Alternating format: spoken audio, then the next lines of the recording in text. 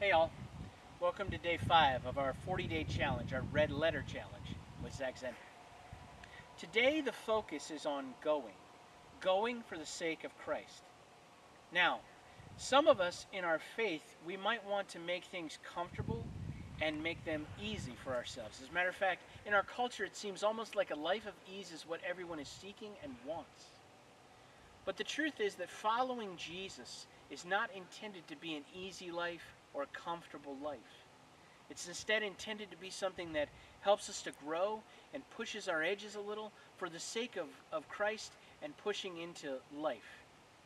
In the book, Zender talks about the fact that he went on a hiking trip, and when he got to the base camp to climb, I think it was Mount Rainier, he gets there and he gets waylaid and is stuck back at the base camp while the rest of the guys go off on the hike. He talks about watching the orientation video over and over and over again and how eventually that becomes boring. And when the guys get back from their hike, they have all kinds of stories about challenges and difficulties and experiences that they had on the mountain. And he makes the comment, "I went on the trip, but I missed the adventure." And sometimes in our Christian life it can seem like that's what we're doing.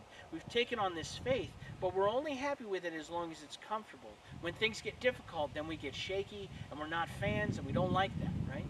But the reality is that in Matthew 28, when Jesus calls the disciples to go and make disciples in his name, he's calling them to a life not of ease, but of difficulty, challenge, but indeed of great growth.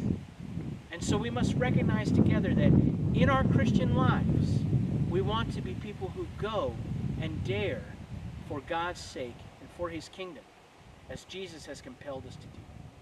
So the question becomes, when we get into this vehicle of life, we're definitely going to be driving at certain points. But do we leave the destination up to Christ? Or do we make the decision of who, where, and what we do? Do we make that for ourselves? My prayer is that you'll let Christ be the determiner of where you go and what you do.